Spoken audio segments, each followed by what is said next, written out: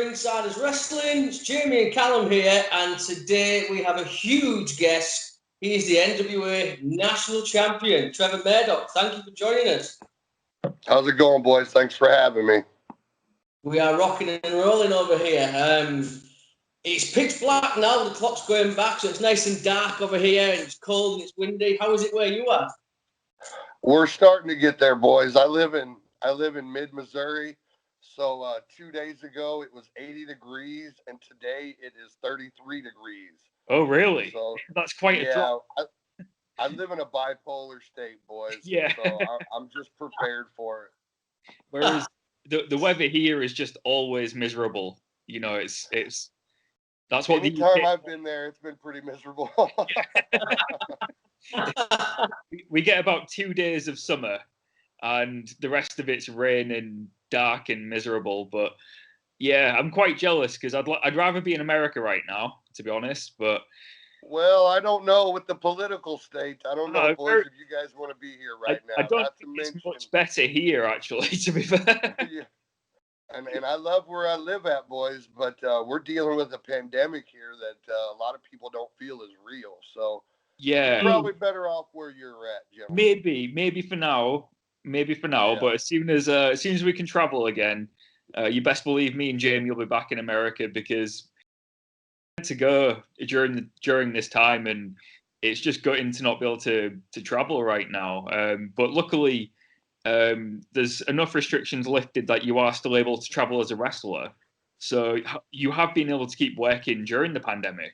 That must have been a blessing for you. The ability to work, yes, is a blessing. But the fact of the matter is, when the pandemic hit, I had almost $15,000 in wrestling booked, and it automatically got canceled. Everybody canceled. Not just me, but just the whole event. And I haven't really rebooked anything between now and the first of the year. Just safe, guys. If Billy calls me and the NWA calls me and says, "Hey, you need to be here because you're going to defend your title," then yeah, I'll be a man and I'll go there and do what I've got to do. But I'm a little nervous right now, guys, with going out in public, and not so much going out in public, just being around people that may not have the same, I get you. Thinking as me, you know what I mean, guys? I just want You've got to be responsible. I don't think people realize they're not just putting their own health at risk; they're putting other people at risk. And especially with wrestling, you don't always know where everyone's been. You don't know if they've been tested. And especially with the collective recently, which was 12 shows in 3 days. I mean, great idea and some great shows, but there was a few cases came out of that, so you can't be too safe anywhere at the moment. So and we're constantly meeting. We're constantly meeting people. So if by chance, Lord help me, if I get COVID-19 and I have no symptoms, and then I go and I pass it to these families, not knowing, not trying to, you guys know what I mean, not trying to be a problem, and then someone passes away because their family member caught COVID-19, and it's just, fuck, boys, it's just not worth it to me. There's a bigger picture, isn't there? Like, as much as people miss wrestling, you've got to think, like you said, you could not knowingly give it to somebody, or they could give it to you. It's just not worth the risk at the moment. And as much as we all love wrestling and miss it, it's just what we've got to do at the moment. Well, and when we finally do get a hold of this, guys, as a world, as the whole world, as soon as we get a hold of this, guys, the shows that are going to be put on, I mean, it's going to be fantastic. You guys have no idea. It's going to be just to have the fans back, and being able to, from a fan point of view, being able to go to a live wrestling show seems like the best thing in the world right now. So I can't wait. So for fans and wrestlers alike, it's going to be incredible. Yes, it is.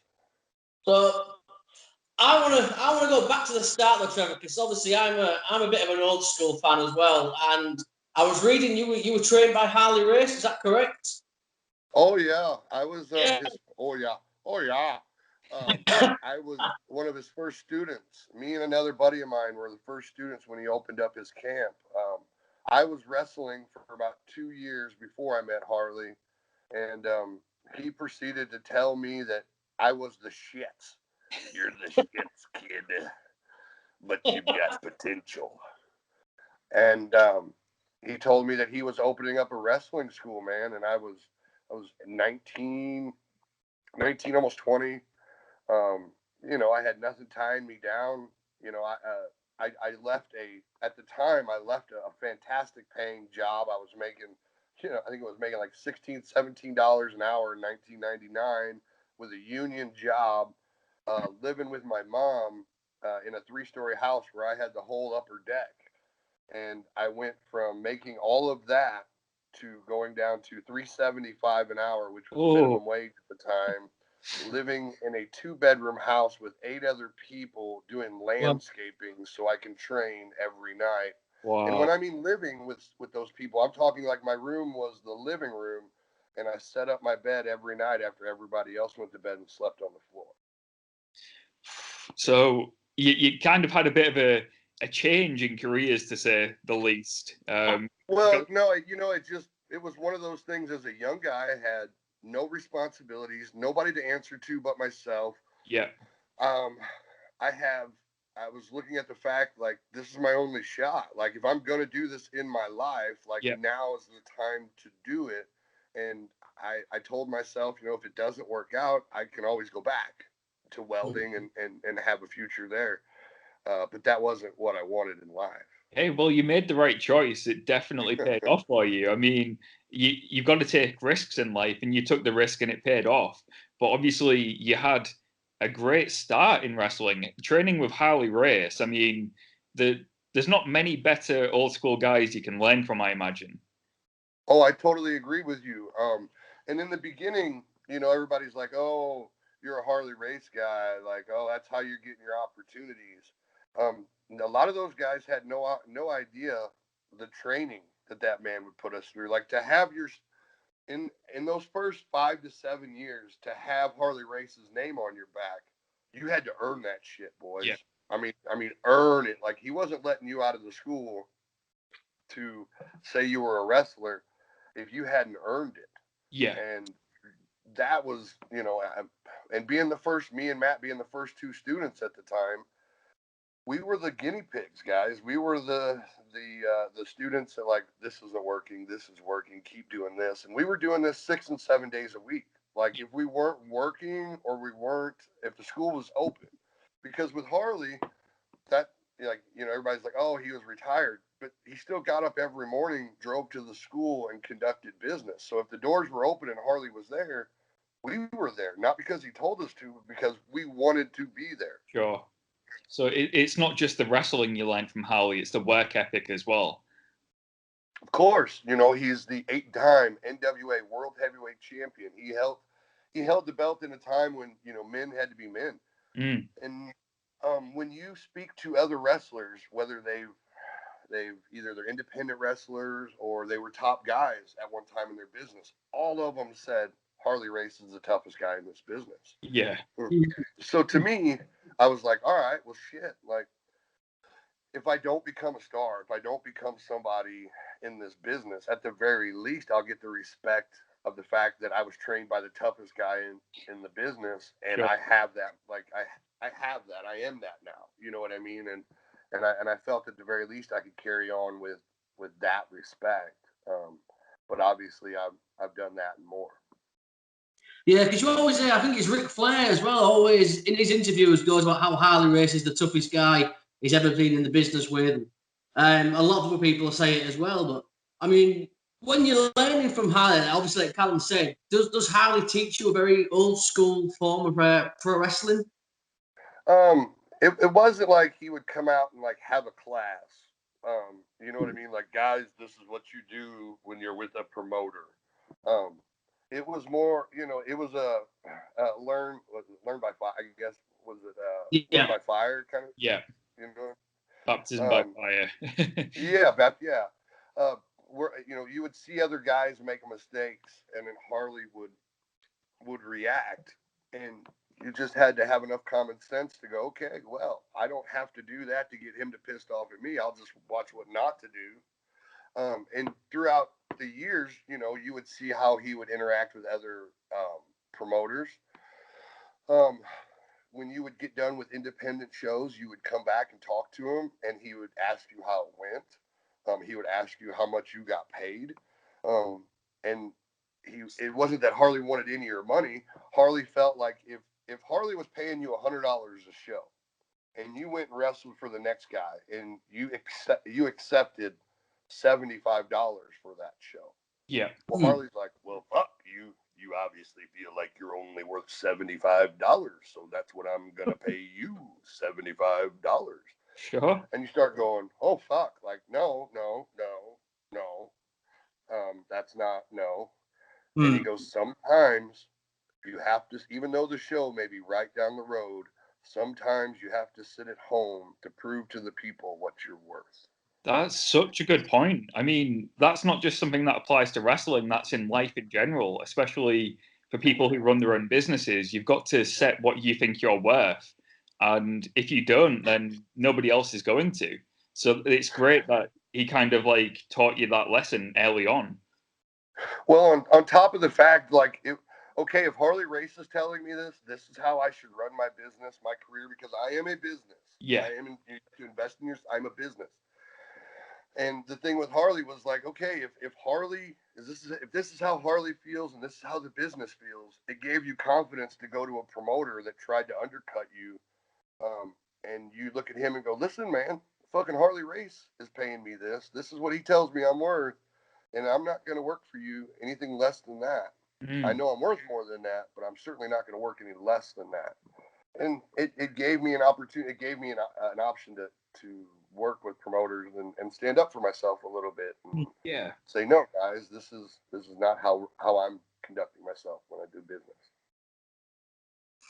And obviously, moving on, I've got to ask you, before we get to WWE, obviously doing a bit of research and stuff, I've got to ask you about stand-up. Okay. How did that come about? What do you want to know about old Stan? How did it come about? I mean, what was it like in ECW as well? I mean, you were there around the end of the ECW era. Well, we'll go to Stan in the TNA days. Okay.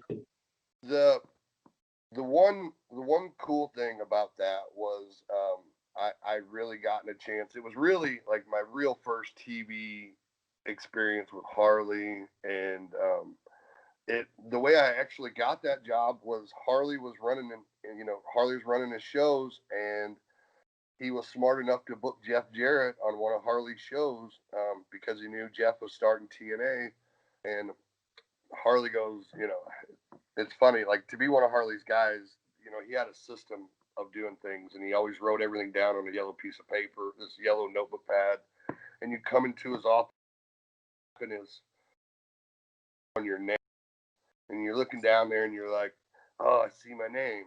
So you obviously look across to see who your opponent is, and it's Double J. And I go, that's not like Jeff Jarrett. Who the fuck do you think it would be? And I said, I'm working Jeff. And he said, yeah, this is your opportunity. It's basically, this is your tryout, kid. Like, he's opening a national company. You can't get any better interview than wrestling the boss. And I had a great match with Jeff, and I got brought into, they called me. Actually, Ron and Don Harris were helped running the office at the time. And I had a really close personal relationship with Ron Harris as well. And, Ron called me and said, hey, we're bringing Stan to TNA. And I know a lot of people, like, back then, and even now, like, kind of bury that company to a certain extent. Like, oh, it didn't do this, it didn't do that. They thought they were this. Guys, it was a company that came out of nowhere it was untested, and they honestly, they were competition for WWE for a long time. Absolutely. Yeah. But for me, I got a chance to work with Vince Russo for the first time there. And a lot of people tend to bury that guy as well, too. but I had nothing but great interactions with him from a wrestler standpoint, because I could come to him and go, hey, I was thinking about this. What do you think? And he'd be like, try it, see if it works. Whereas other companies that I had worked for before or after, oh no, don't do that. We can't, like, we don't want to mess anything up. It's better for you not to do anything and mess it up than to do something and fuck it up. Well, guys, I'm going to tell you, that's not how the wrestling business has been successful. The Rock didn't become The Rock the day he walked out. He was Rocky Maivia and tried every stupid thing he could to figure out this business of wrestling and get over. So I found at that time in my career, like, it was very exciting, because I was like, there's no restrictions. I did some silly ass shit, but we're still talking about it today, though, right, boys? Right? Hell yeah. Okay. Hell yeah. Hell yeah, we are. So we've done something there. That means it worked. I hope so. Obviously, on that, while you mentioned it, what was it like actually working with Jeff Jarrett then? Was that did you learn a lot from Jeff? I've always gotten along with Jeff. Jeff's always been fabulous to me. I can't sit here and say, like, I hopped under the learning tree at that time, because it was a new company. Like, it was crazy. Like, everybody was trying to find what worked, not only from a wrestler standpoint, but from a production standpoint. So even for me, it was kind of a learn on the fly kind of deal. I never had a contract with TNA. I've never, ever had a contract with TNA. I've always been brought in on phone call basis, which was fine. Now, not so much, because I was green back then. I was willing to take any opportunity I could get. Okay. I would do the show for TNA, and then I would literally drive my own vehicle 7 hours back home, and then I would go to my regular job and wait for a phone call on Monday telling me, hey, listen, we're going to fly you. We're going to, we need you back down in Nashville. And so then I'd have to look at my boss and hopefully try to convince him to let me go for another 3 days. And if not, I politely said, well, thank you. I appreciate the opportunity with this job, but I'm going to quit right now because I've got to go to work. And that's how my life was for years. Harley's wife, BJ, God love her. Man, I miss her so much. She would make the comment when new wrestlers would come in. Sometimes the wrestlers would get a little lazy and not go to work, and then they would struggle to pay rent, and just the obstacles of being a pro, trying to learn to be a pro wrestler. And BJ would always say, Trevor's had 50 jobs, but he's always had a job. And he was right. You know what I mean? Because if I was booked for Harley on a Friday, I would, first and foremost, I've always spoke to every job I've ever had and said, guys, I'm a professional wrestler. There are going to be times that I'm going to need to not be, I can't be here. I'll let you know in advance. I won't just call one day and go, I'm going to be gone for 3 days. I'll do whatever I need to help your business, but I'm a wrestler first. Yeah. And 90% of employers were okay with it in the very beginning, but then once you start calling or telling the boss, hey, listen, next week I'm going to be gone 3 days. And then 2 weeks later, you're like, I'm going to be gone 5 days. It wears on the employers. So they ultimately would give me an ultimatum. Trevor, you're going to work here or you're going to be a wrestler and do whatever that shit is you do out there. And I would politely look at them and go, well, I'll be by to pick up my check on Friday. And I would wrestle that weekend for Harley. And then Monday, I would be back hitting the ground running, beating down doors, going, hey, I need a job. You know what I mean?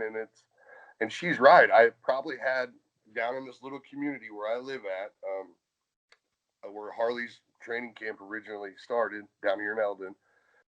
I've lived here going on, well, I've probably been here a little on 19 years. And I've probably had about 50 jobs, guys. You must have worked. I can't say that about my last 10 years of my career, but, wrestling was, I didn't move away from my family. I didn't leave a great job so I could build cabinets. I did it so I can pursue a dream. And the one thing, like my dad always told me, like he goes, you know, there's going to be hardships, but the worst thing is to have regret. You can't change regret. You can't fix regret. You can't. So you may struggle now. You may suffer. You may wish you had a nice home. You may wish you had nice cars. But if you can focus on the end game, you truly will be happy, because at the very least, if it doesn't end up the way you want it to, you'll have no regret because you've given it everything you've had. You can see you tried, you gave it your best. It's so much better than saying I never tried. Well, and especially as much time as I've put into wrestling, you know, guys, I've been wrestling for almost 22 years, you know, and to give up when things get hard, you might as well not get in the wrestling business. Yeah. You know, we work for, it's funny, like my wife broke it down for me. She's like, you spend all this time and you work and train and do all this for about 15 minutes a week. Because that's how long an average match is from, you know, curtain to curtain's about 15 minutes. And I got to thinking about it. I was like, wow, yeah, that's a lot of sacrifice and bullshit for like 15 minutes. Yeah. But that 15 minutes in the ring, man, is something that like you ain't ever going to be able to get that high. You ain't ever going to be able to get that happy. You ain't ever going to get that emotional. Yeah, it's totally worth that 15 minutes. That's really cool to hear. I mean, you hear it a lot from people where they say when you're out there, it's like the purest form of a drug in your system. It makes you feel like the most alive you've ever felt. It's, you know, you can't, if you could bottle it, it would be, you know, the best feeling ever. But it's so sell like hotcakes. Yeah, absolutely. It's so good to hear that it's, you know, it's worth all of the effort you put into it. Because surely that's what you're doing it for, right? I mean, obviously it's a job, you're doing it for money, but you've got to enjoy it at the same time. I love the shit out of this. I love the shit out of being in the ring. I love wrestling. You know, I'm not what a typical pro wrestler looks like today. There's not an ab on me, and there never has been. And sometimes that hasn't worked out the best for my career. But every morning I've woke up and I've looked in the mirror, I've been happy with who I've seen. I've respected the man I see in the mirror. I'm happy with myself and who I am, and I've done it my way. Now, it wasn't the easiest way, but we're still talking 22 years later about what I've done and doing and what's my future holds. Hell yeah, man. Obviously, you said about obviously the dream and stuff as well. Was that the call from WWE? Is that when you thought, you know, I've made it? And when did that come about? I had just gotten back from Japan, spending 6 months in the dojo with Noah under Masawa, Kabashi, Kenta, Marufuji. Those guys were in the ring training with me. And so when I came back, I was in the best shape of my life. Doing 500 squats a day, 300 push-ups a day, 100, 150 bumps a day. And Harley, when I got back, he goes, "Kid, I got you a tryout with the WWE." And, you know, I was happy, but I'd also been up there 8 or 9 different times doing quote-unquote tryouts. I was a local that either got beat up that day by some name or one time, if you guys remember when Bischoff was bringing Kane out in the ambulance and they used to have security guards unlatch him. I did that several times. And nobody had paid a lick attention to me. Like they, you know, you're a Harley Race guy, you're a good worker, good job, see you next loop. So when I got back from Japan, you know, Harley said he had a tryout for me. I was like, you know, cool. I'll go make $250 to stand around. I'll eat catering. I'll get to see some names that I'm a fan of, and you know, it'll be. That's all I looked for that day. When I got there, I'd been through the rigmarole of just, you know, find out where the locals' locker room is, dress, you know, be quiet, don't stand, you know, don't get anybody's way. Well, I look at the monitor and I see Ben Walls out by the ring, and he's doing his 500 squats a day he used to do for a warm-up for his match. That was his warm-up. Jesus. Guys, when I used to do 500 squats at the end of the day, like I would have to crawl up the stairs to get to my apartment. Yeah. And he was doing it for a warm-up. So I put on my gear, my workout gear, and I go out to the ring because I want to talk to Ben Wall. He's so over in Japan. He's got connections in Japan. This is where I'm going to build my careers in Japan. So I want to get to know this guy. I want interaction with this guy. So at the very least, if my name ever comes back up for Japan or anything, he can go, yeah, that guy, that's a Harley Race guy. So I started doing some of my stretches that I'd learned in Japan, like a butterfly stretch where you bring your feet to your crotch and you've got a Well, I could take that and put my legs all the way to the mat and be flat, and have a guy stand on each knee. And that. So I do that, and it catches Ben Wall's attention. He's like, I've seen that before. Then I start doing my neck bridges, and on my nose, I'm literally in a bridge, and my nose can touch the mat.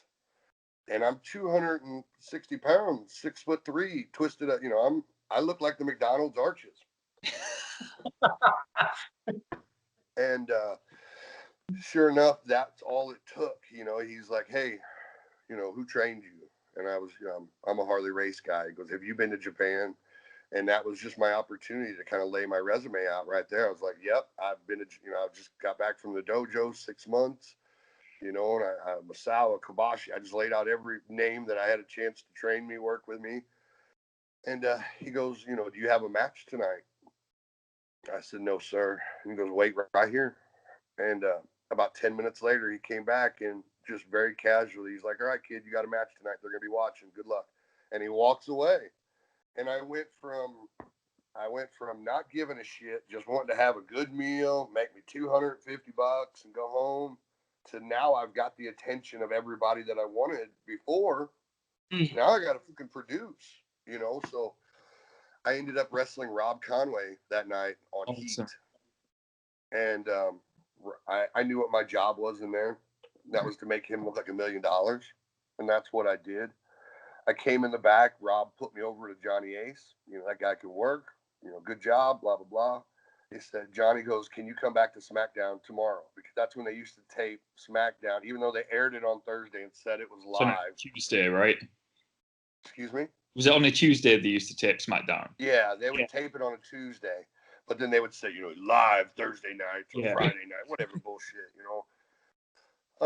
So they said, can you come to SmackDown tomorrow? We want to have you wrestle again. And I'm just thinking, that's another $250. That's catering. Yeah, I'm coming. I'm just an independent guy. You know what I mean? Trying to make rent. So that's $500. That's rent for the month, boys. Hell yeah. And 2 meals. Yeah, and 2 badass catering meals, nonetheless. They said you're going to wrestle Rene Dupree, who happened to be Rob Conway's tag partner at the time because they were doing La Resistance. And this time, though, the office came down and said, we want to do a 50-50 match. We want to see what this young man can do. And I went out there with Rene Dupree, and I had a great match with him. Rene made me look $1 million. And come in the back, and I'm fucking happy as a puppy with 2 Peters. I'm excited. I go into the locker room, I'm changing, and Johnny Ace walks in there, and he goes, when you're done, come in and talk to me in my office. And I go, okay, I'm like, shit, that's never happened. What did I do? Like, I must have done something bad that I didn't realize, because that's never happened before. You know what I mean? So I go into Johnny's office, and I sit down, and he goes, where are you working at? And I was a bartender at the time. And he goes, you want a job here? And I couldn't even get the words out of my mouth, boys. I was like, yeah, And he goes, okay, give me your address, phone number. I will have a contract sent out to you. Have your lawyer look at it, sign it, send it back, and I will get a hold of you. And again, guys, I was struggling to pay rent. I was an indie guy. I didn't have a lawyer. But of course, I said, oh, yeah, I'll have him look at it. Yeah, shit. Like, I'm a professional, Johnny. What do you think? Guys, that contract never made it completely out of the FedEx box. it made it out far enough where I could get to the sign me tabs. Because anybody that's ever signed a contract with WWE, they know about the sign me tabs. And you just go through and there's like these little yellow red stickers to each page that you have to sign. So I pulled that contract out far enough to the yellow sign me stickers, flipped it up, sign, pushed it back into the box, zipped it closed, and sent that motherfucker off just in case they made a mistake. At the very least, I could try to get a 90-day early out clause. That's amazing. So you just thought, I don't care, I'm sending it back. You know, yeah, guys, this is my shot. Like, if they would have said, Trevor, we need your firstborn, I'd have been like, sorry, little buddy, you got to make the sacrifice for the team. It's just, you know. I mean, obviously, and everyone always likes to know about the man himself, but I mean, when was the first meeting with Vince? I mean, was it soon after signing that contract, or? Honestly, guys, it was when did we finally like have a meeting with Vince? Like, we were there for almost like 3 months before we had like a sit down with Vince. You know, we were the new guys, but also the guys that like there wasn't a lot of attention put towards us. They liked us. They knew we could work. But they didn't know what to do with us. And if you guys watch our whole career there, those fucking guys had no clue what to do with us. And it was no offense to those guys, but there was a bunch of riders up there that have never been in a fist fight trying to tell me how to fight. Yeah. And guys, it's like me telling a rider how to write. Like, no offense, man, but I've got no skills. Just because I can just because I can grab a pen and I can buy paper and I can write a sentence doesn't make me a writer. Sure. And just because you work for a wrestling company doesn't mean you're a wrestler and you know what I mean? So it was hard with that interaction, and it was also hard because a lot of those guys had no idea what a real redneck was. Their idea of a redneck was Deliverance. The movie, the movie Deliverance, and we're stupid hillbillies that don't brush our teeth, and we just want to fight and blah blah blah. No, guys, I'm sure there are still people like that in the world, but that sure wasn't us. And they could never get past that. They could never get past that image. And I don't know. I got to a point in my career while I was up there. I was like, this is who I am. Fuck you guys. Let's do something with me and who I'm not changing. You know what I mean? And it may not have been the best decision for my career. But again, it goes back to me being able to wake up in the morning and look in the mirror and go, I know who I am. I know what I can do. Let me do it. And it's crazy that it took almost 20 years for me to find a promoter on a national level that will can do that shit. Yeah. There's one thing though, like you said, now you're actually being yourself and doing what you've always known you can do. You're one of the only wrestlers currently where you come to the ring and you have a match, and there's no like suspension of disbelief where I don't think you can't beat up the person you're in the ring with. Like, you seem like you're a legitimate tough guy, and I think it comes down to you believing in what you're doing. Let's pause for a minute. I seem like a legit tough. Let's fucking back up a little bit. My bad. All right, pal. Are a legitimate tough guy. There you go, you know you are. But yeah, it comes across in what you do. Well, I appreciate that, guys. When I step into the ring, let me back up a little bit. There used to be a time in pro wrestling when you could turn on the TV and go, I'm going to watch wrestling, and go, I don't like this match. I don't like these guys. But you could wait 5 minutes, 10 minutes, and somebody else would come on that you would like. Now, everybody has their own taste. So a wrestling show used to be very diverse, where you would get big guys, little guys, muscle guys, guys that look like me, you just legitimately fight you in a real fight. There was such a huge variety of guys, and that's not the case anymore, because wrestling seems to be very micromanaged. Like, you have to look like $1 million. You have to do this. You have to do that. And It's not the case in pro wrestling, guys. So for me, like when I go to a show, and it's easy most of the time, I see all these extraordinarily talented guys that are going to go out there and have great matches.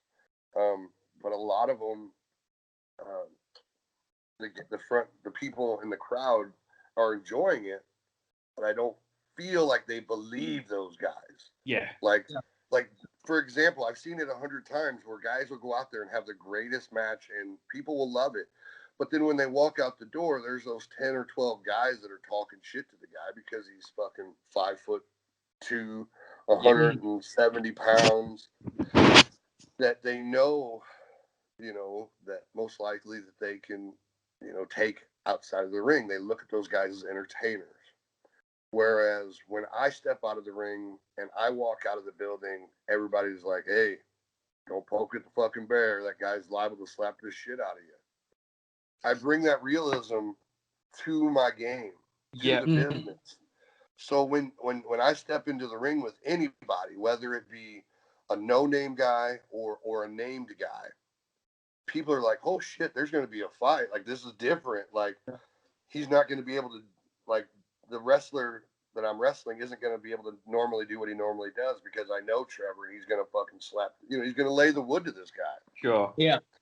That's how I stand out, gentlemen. I suspend disbelief because I'm not fucking around. Like, if you're rude to me outside of the ring, if you disrespect me, an asshole to me, I'm not one to just walk away from it, and that's how I live my life. I treat people with love and respect, and I give respect from the very beginning. I'm a yes sir guy. I don't care if you're the janitor or you own the company. Yes sir. Not because you're above me or I'm above you or you're below me or any of that nature. It's called respect. And if we as a community, as a civilization, as a herd of fucking humans, if we just gave each other a little bit more respect, I think this world would be a whole lot better place. Absolutely. And if more people got their mouths slapped when they ran their mouths, people wouldn't be so tentative to talk shit. Well, couldn't agree more. Could not agree more. Just going back slightly to the bit where you said about you suspend disbelief and stuff like that. There's one person I listen to is quite a polarizing character, but I'm actually quite a fan of his. It's Jim Cornette, and he is a fan of yours. And I listened to the Jim Cornette Experience, and he says the exact same thing: how you are a believable tough guy, and like you're one of the only people that he watches where it seems like you could actually beat up the guy. I don't know if you're close with Jim, but he does sing your praises. I have. I'm not tight with Jim, but I've spent some time with Jim, and I do love Jim.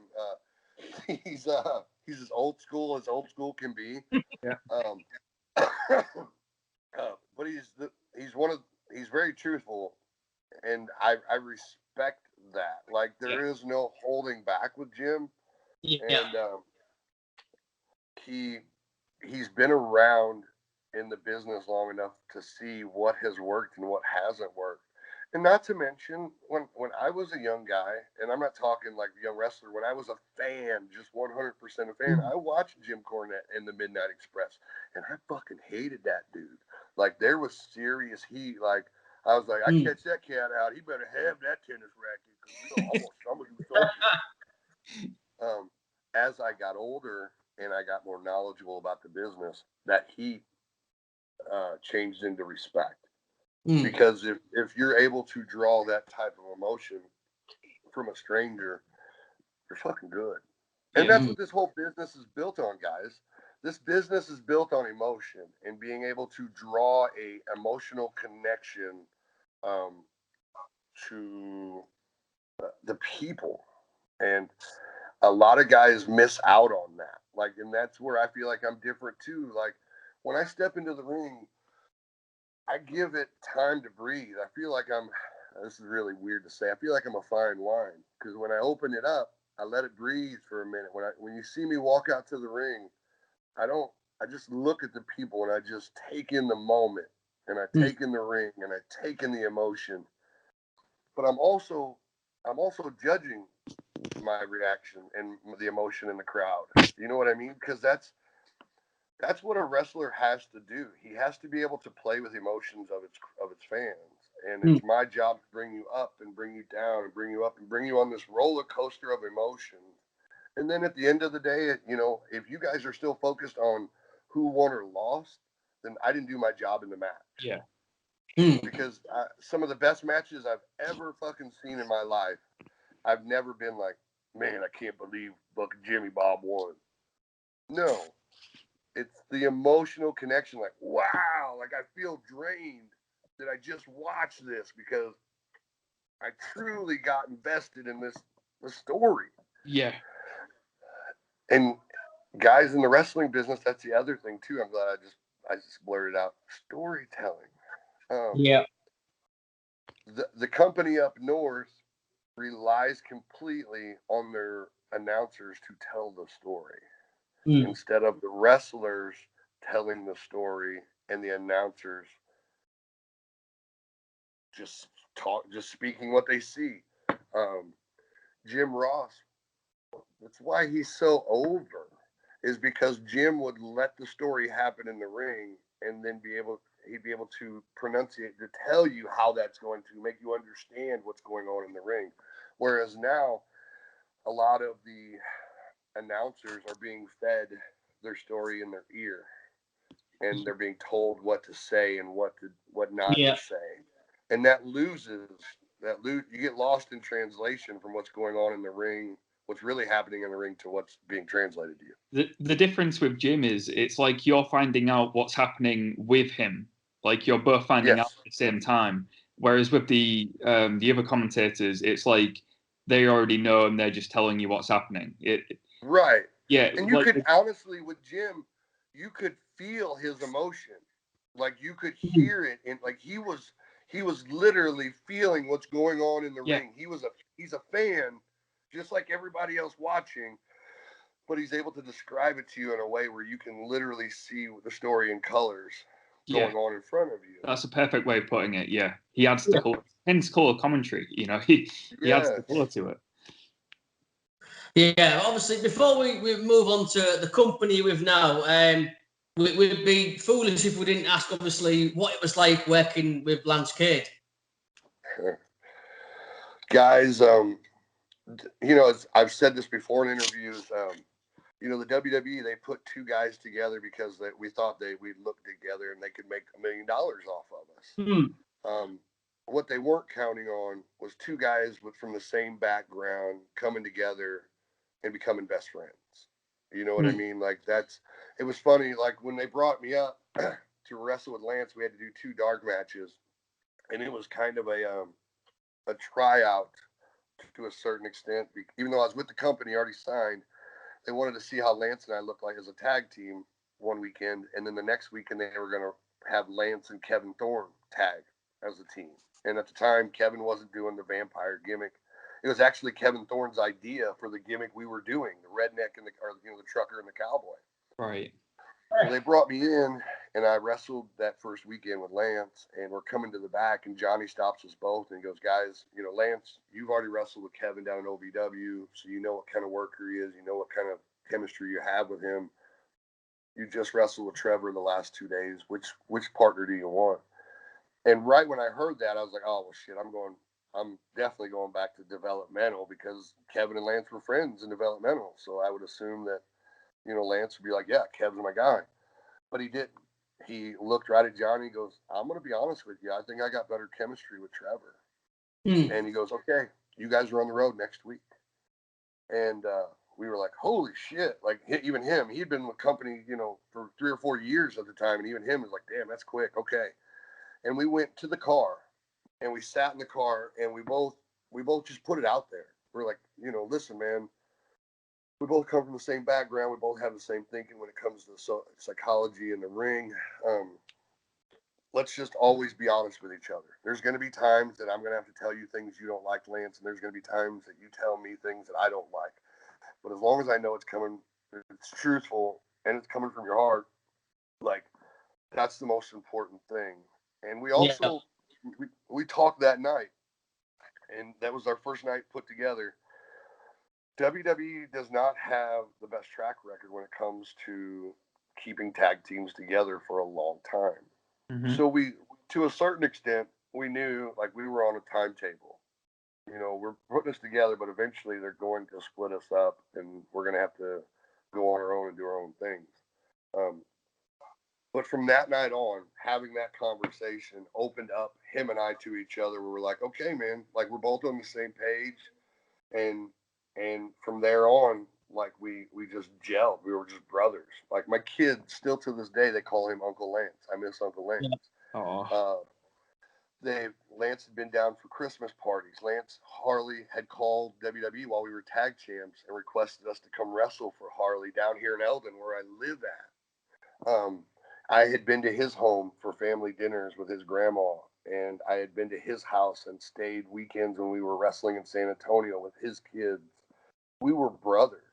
And even when they would split us up, like it was funny, like they split us up, and the first time they split us up, they said, we're going to have you two feud together. You guys need to kayfabe. And we were like, oh, okay, sure. And we would both walk out two opposite doors of the arena, but then pair back to the one vehicle we had already rented together. And then we'd get in the vehicle and drive to the town. And because we were buddies, you know what I mean? We were bros, and we had the same, we come from the same background, because he was trained by Sean, I was trained by Harley, and their two timelines intersected each other when it comes to generational wrestling and stuff. So when Sean trained Lance and Harley trained me, the psychology of the business was very similar. So when Cade and I got together, there was no arguments of, well, we should do this or do that. It was what's best for the team, what's best for us. Yeah. And you know, the cool thing about having a 6'6", 290-pound gorilla for a tag team partner is you can look at another team and go, we're not doing this. This isn't the right way to do it. And we're going to do this way because it makes fucking sense and gets everybody over, not just you two jabrones I'm standing across from. And, you know, we were very vocal in that aspect. It was, you know, we know the right way, and the office knew it. Arn Anderson was our agent for a long time, and he would be our agent for like the first 4 weeks we were there. And when I mean agent, he would sit down and talk to us about, you know, you're going to do this. You guys are planning on doing that. You're going to do this. And after about 4 or 5 weeks, Arn would just walk by and go, just tell me the finish. And that was because he knew, like, he didn't have to sit and spend fucking 2 hours with me and Cade and talk to us like we were idiots. We knew what to do, and we earned the office's trust. We earned our agent's trust, because when we went out there, it was all about the match. We got over. We would go get over, but we got the match over. And sometimes it was we would have to sacrifice ourselves, but the match got over. And that's ultimately the point. Well, it definitely worked, because I just want to say, when you debuted, I was only 15, but I was at that age where I was just finding out about the business, and I always liked the heel wrestlers. So Cade and Murdoch were my favorite team for a long time. When you won the titles, I absolutely loved it. I thought you were both just great. My mum hated you guys when we were watching. When we were doing our job. Absolutely. I was marking out. My mum hated you both. So we'd watch wrestling every weekend, and she'd hate you both. But that's why I say it's such a pleasure to be speaking to you, because it's not my earliest memories, but from being a kid, when you first debuted, I was drawn to you both. You were definitely over with myself and Jamie too. So it really is quite humbling to speak to you today, because you are part of my wrestling childhood, so to speak. Well, I appreciate it, man. It means a lot to me. Yeah, and obviously, before we let you go, we've got to talk NWA. Because I remember when you first showed up, I think I actually messaged Callum, because like you said, I've been a Trevor Murdoch mark since the first time I saw you. And when you showed up on Power, I was like, holy shit. It's like, finally, if ever there was a guy who belonged in this company, and he's here. I did message Callum while I was watching it. I was like, yes, finally, Murdoch is an NWA. How did that come about? I was, guys, I was on the back end of my career. What I mean by that is like I felt like maybe it was time for me to hang up my boots. I was, I was a round peg in a square world. And, I've been fighting that my whole career. You know what I mean? I've been fighting, well, you don't look like $1 million. Yeah, but I'll kick your fucking ass. And there's one of me in every fucking town across the country. I guarantee you. There's one guy that doesn't look like doesn't look pretty. But if you go poke the bear, most likely he's going to punch you in the mouth just to get you to leave him alone. Just to make that point. Leave me the fuck alone. There's guys like me in every town across the world. I have fought to be myself. When the NWA came about, Harley was on the decline. I was spending a lot of time up there with him. Harley had passed away, and we went to the funeral. All of Harley's guys that he had trained throughout the years showed up. Undertaker was there. Ric Flair was there. Ted DiBiase was there. We're sitting there in the funeral home, and Dave Lagana and Nick Aldis, the current NWA World Heavyweight Champion, show up. And I'm looking at it and I go, man, that's fucking cool. Like, you boys didn't have to show up. You know what I mean? But you did. You felt like this is where you need to be in at this moment. And it made me feel really happy. And I've had a connection with Dave Lagana for years from WWE. And when the funeral was over, we were all just chatting. And Dave goes, "You still wrestling?" And I go, "Well, yeah, I'm kind of doing a goodbye tour. You know what I mean? Just going to some of my old promotions that had brought me in. Just make it." And it wasn't anything official. It was just me quietly stepping down. Going to say goodbye to promoters that have been good to me over the years and some fans that have been good to me over the years. And he goes, "Well, we're going to start doing tapings in Atlanta for NWA." And I go, I'm not TV ready. You know what I mean? I'm not. I was like, I'm fat, right? Like your vision hasn't changed, right? Like, I'm fat and I'm 40. And he goes, "Just come to the one show. Just come." He goes, "I ain't got you booked in a match. May have you produce a match. Just come watch. Bring your gear, but just come watch and hang out." And I'm like, "Man, I don't know, Dave." He goes, "Just come to one show, one taping, Jesus." And so, yeah, I was like, all right, well, I get on a plane, fly out to Atlanta, and I'm thinking, I'll be an agent, help some of these guys put their matches together. And I walk into GPB Studios, and Dave gives me a hug, and he looks at me and goes, "Did you bring your gear?" I'm a fucking wrestler, man. That shit comes with me everywhere. I go get a Happy Meal at McDonald's for my kid. I got my gear. Always. I go, "Yeah, I got my gear." He goes, "You're wrestling Ricky Starks tonight," and walks away. And I was like, "Oh, all right, I'll go out there." You know what I mean? Like, and I didn't really expect much. You know what I mean? Not expect much. Like, I didn't think I was going to have a bad match with Ricky at all. But I felt like my time had kind of passed. And when I would walk out there, I didn't feel like the fans would be behind me as much as I would want them to. I was way wrong. Yeah. I was completely wrong. 100% wrong. It was a massive reception for you. Oh, man, I walked through that curtain and every fear, concern, worry, question all went away. And if you go back to that match, because I've watched it a couple times myself, you'll watch my face change instantly as the crowd reacts. Like, you'll see a wave.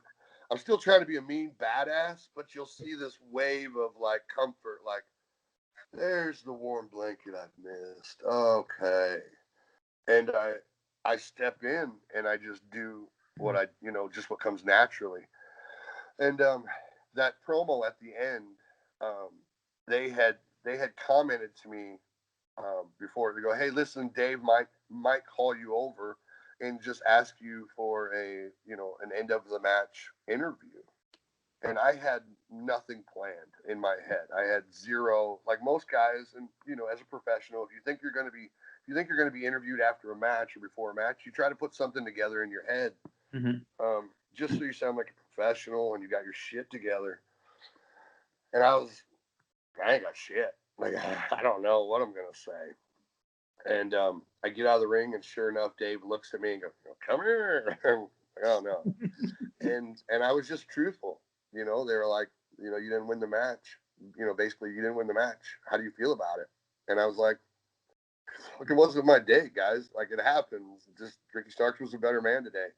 And I walked out, and I got in the back, and fucking Billy Corgan looks at me and goes, "That's the realest answer I've probably ever heard a wrestler say."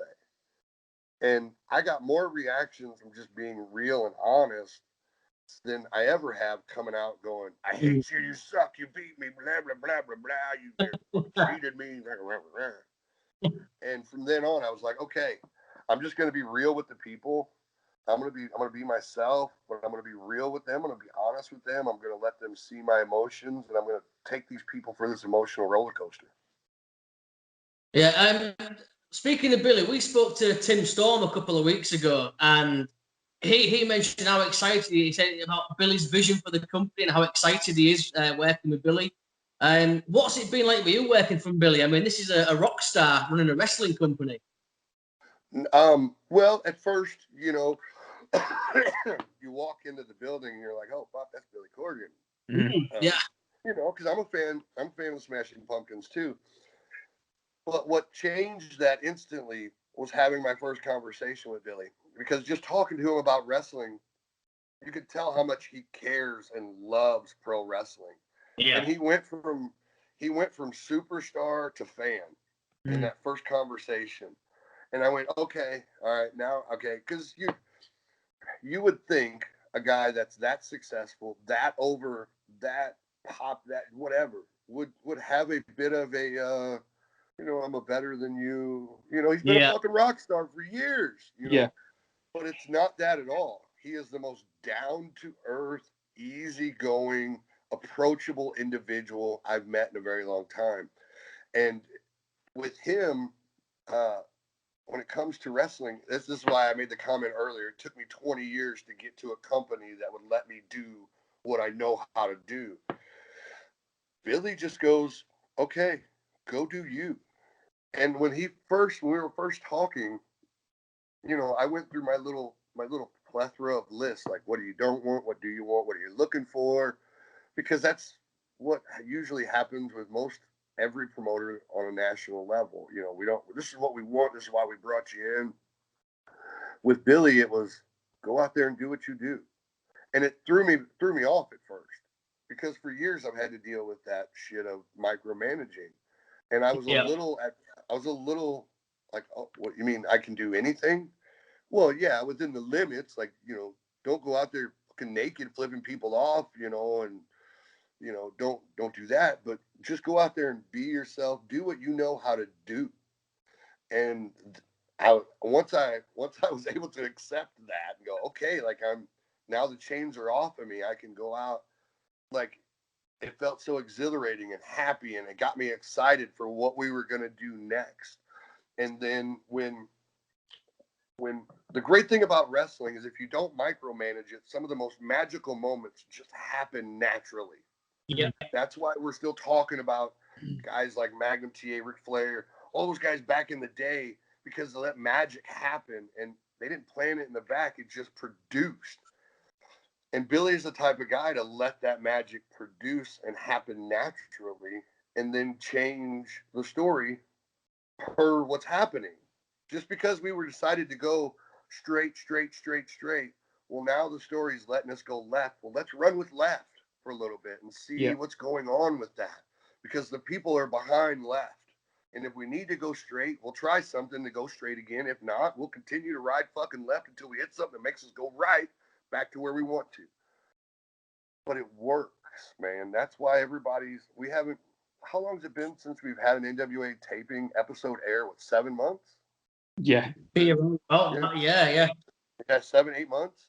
Mm. Guys, we're still talking about it. Yeah. You know what I mean? People are still begging for it. They're still asking for it. There used to be a time when you could watch pro wrestling and be excited at the end of it, and the TV guys, the announcers coming across the TV, ladies and gentlemen, this match has reached its TV time limit. We'll let you know what happened next week. Oh my gosh. And they go out on this big exciting moment, and I'm sitting at home going, are you fucking kidding me? I gotta wait till Sunday to watch this shit again. Oh my God, I got a whole week. I gotta wait a whole week. That doesn't happen anymore, guys, because currently the top national company in America, WWE, they run a 3-hour fucking program. They give you a fucking storyline all in one fucking night. You don't care about the guys that's out there. And when you're done watching a 3-hour program of wrestling, you're not excited, exhausted. You're exhausted. You're tired. Like, shit, I gotta go to bed. Yeah. Well, guys, I'm sorry, but in my opinion, that's number one. That's got to be stressful on a company to try to produce that every week. Yep. Secondly, it doesn't leave anything for the fans to want to come back to watch the next week. We give them enough wrestling, and I say enough, but Power gives everybody enough wrestling for them to get excited, enjoy the matches, to get to know the characters. But we pull it away just enough that you get excited about what are they going to do next week. Yeah.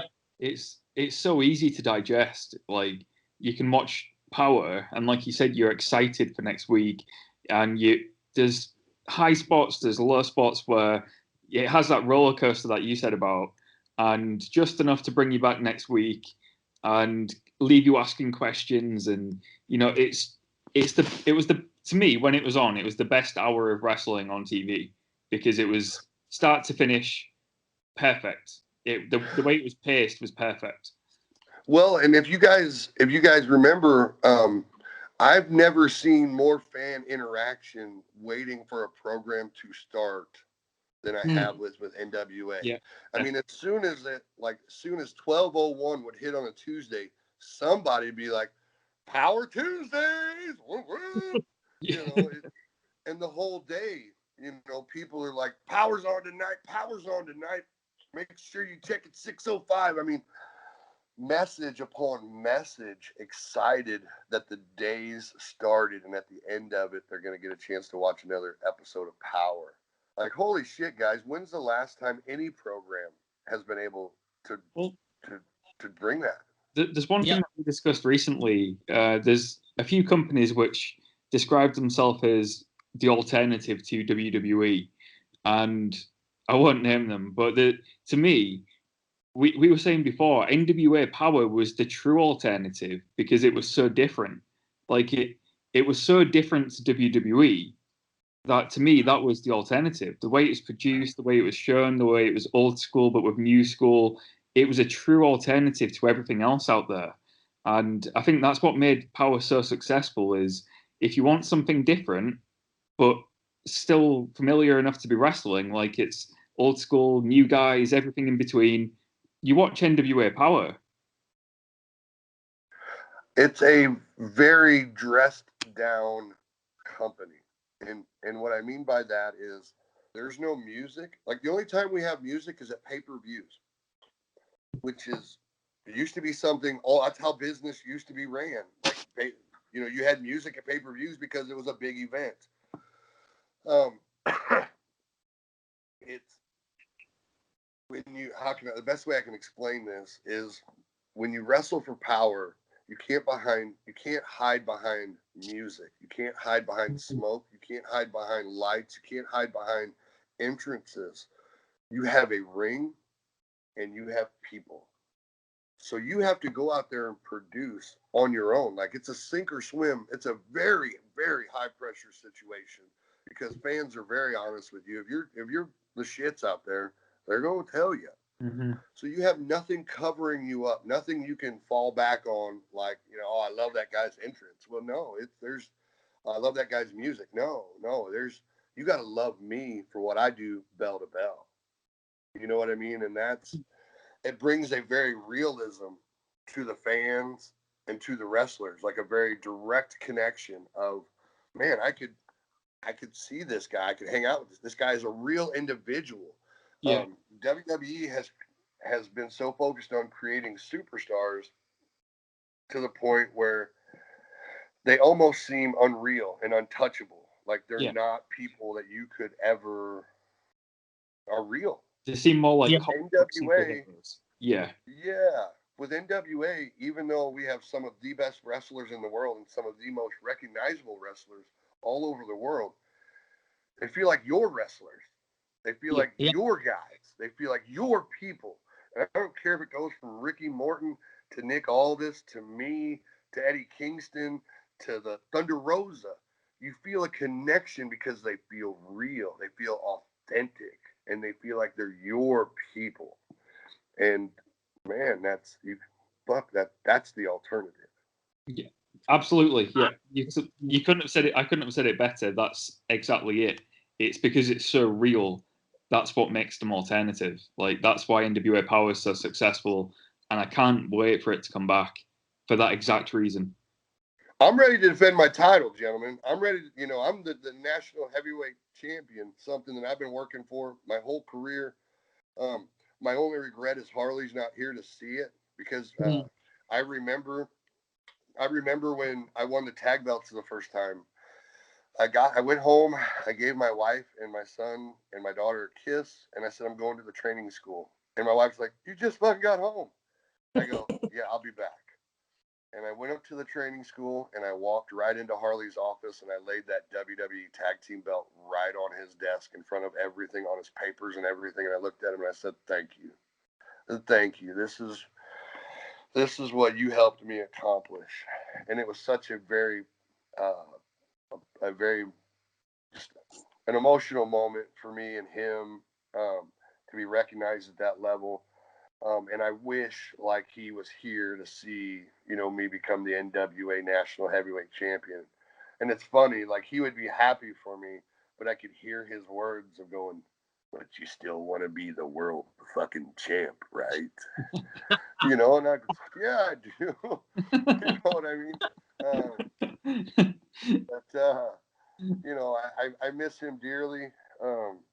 But because of him, I'm living out part of his legacy, and I'm living out my legacy too. You know what I mean? It's if anybody was going to be an NWA champion for that company, from a Harley's guy perspective, I'm the man. You know what I mean? I always wanted to be the man. I've earned it. Everybody says, Trevor, you're so old school, and they say it as if I'm doing it intentionally. It's just who I am, guys. Like it's just where I come from, what I represent, what I believe in. You know what I mean?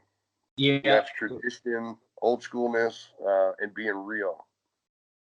Yeah, man, that's what I think. Like I said, I was being genuinely honest when I said when you turned up on Power, the first thing I did, I messaged Callum because I have been a Trevor Murdoch guy since the first day I saw you. And I think I'm a big old school fan myself, and to me, you are like a throwback, and it's just a pleasure watching you. And when you turned up, I have genuinely, I said to Callum, finally, NWA, Murdoch is in NWA where he belongs. And I can't wait to see the journey, to see where you go from here. And there might be a world title in his future, at least, Trevor. Like that's my goal, gentlemen. Obviously that's my goal. But right now, my eyes are focused with the national heavyweight title. I need to represent that to the fullest of my ability. Mm-hmm. And I want to bring recognition to that championship like Aaron Stevens has, guys like James Storm have, Colt Cabana, guys like Nikita Koloff, Magnum TA, Larry Zbyszko. I mean, there's so many legendary guys that have been that champion that I have a lot to follow. I have big shoes to fill. I have all of the confidence in the world that I can do that, but it's now stepped up to another level for me. You know what I mean? This is okay. I worked my ass off to get to this point. Well, now I got to fucking do something with it. You know what I mean? And that's my whole goal now. My attitude's changed on the fact that I need to go out and fucking kill it. And just make sure I bring as much notoriety and recognition to this title as I can. Hell yeah, man. I don't doubt for a second that you will. Nope. Before we let you go, this is obviously Wait a minute. You said that shit like 4 times. Before I let you go, let me ask about the middle of your career. I'll just say one thing. Before we get off here, let me hit you up at the end of the all night, man. I mean, just going to break the fourth wall a little bit. We did say we usually go for a half an hour with our interviews, and that's usually our rule. But with this interview, it got to half an hour, and I was like, no, let's just keep going because this is one of the most fun interviews we've done. I could honestly speak to you all night. Your stories and everything we've been talking about have been so interesting, and I'd love to get you on again down the line. So, again, thank you so much for giving us your time, especially since we've gone over by twice as much as you guys for having me. I mean, obviously, please feel free. Do you want to plug social media and your merchandise? For sure. Make sure you guys follow me on Instagram and on Twitter at The Real T Murdoch. And, of course, my fathead's on Facebook is Trevor Murdoch. So make sure you guys follow me. Yeah, but no, thank you so much, Trevor. We will definitely have to do this again because it's been an absolute pleasure. This is a bucket list one for me. So it's been absolutely fantastic. Thank you so much. I'm Jamie. He's Callum. He is the NWA National Champion, Trevor Murdoch. We'll see you soon. Thank you.